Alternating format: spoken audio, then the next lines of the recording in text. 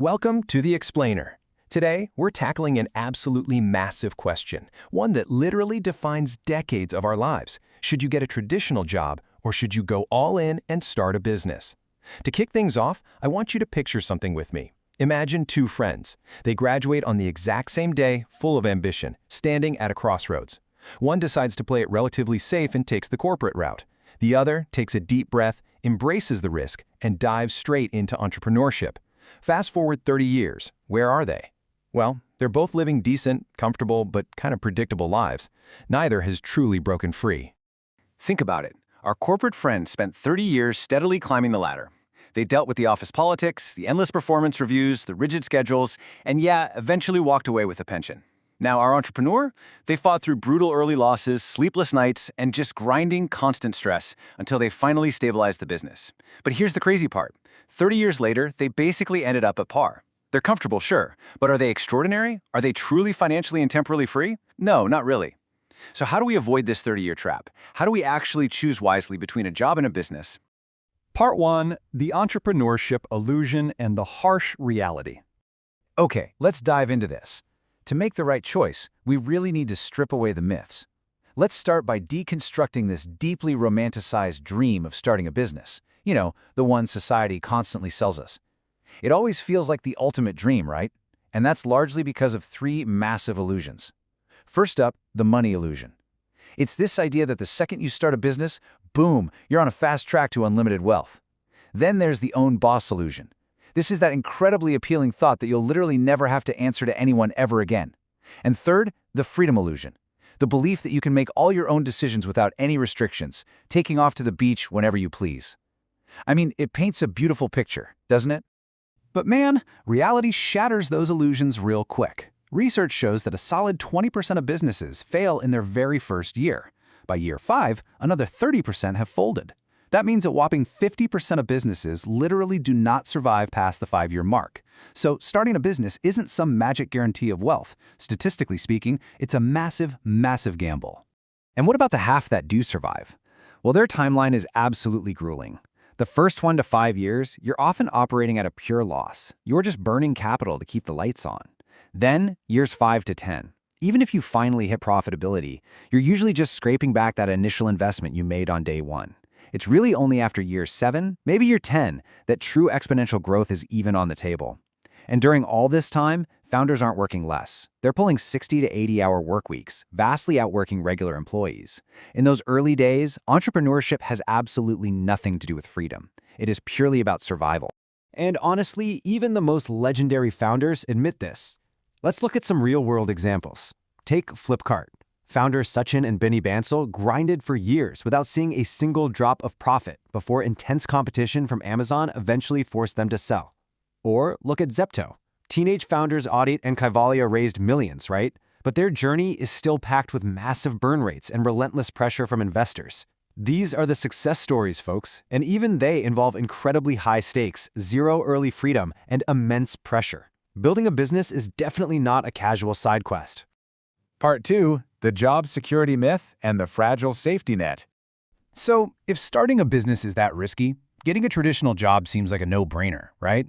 We're always told jobs give us that rock-solid stability, a predictable monthly paycheck, career progression, retirement benefits, and, our weekends back.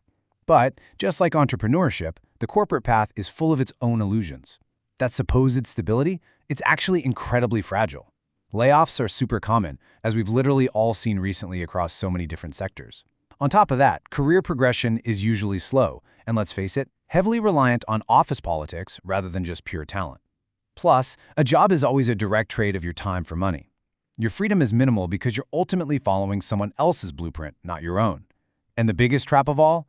While jobs usually offer a nice 6 to 10% salary bump early on, that growth almost always hits a hard plateau after 10 to 15 years. You just hit a ceiling. And those hidden risks? They're growing every single day. Just think about this staggering number, 14%.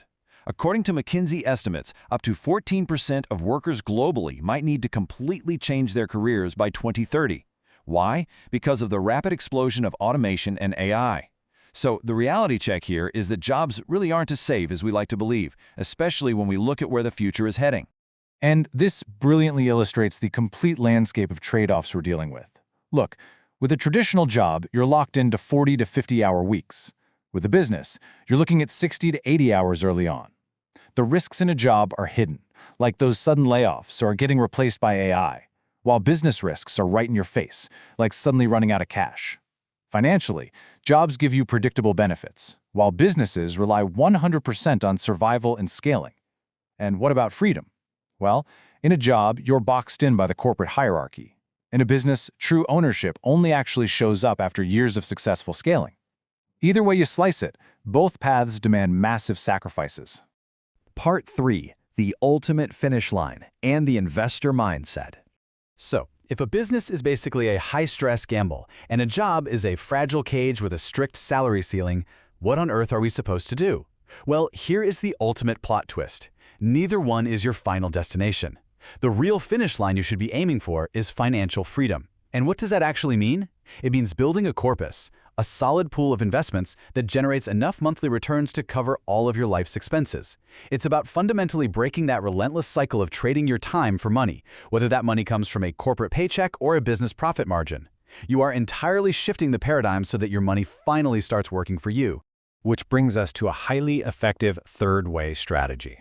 If you aren't absolutely 100% passionate about starting a business and you don't have the capital to go all in right now, the absolute smartest thing you can do is use a job as a stepping stone.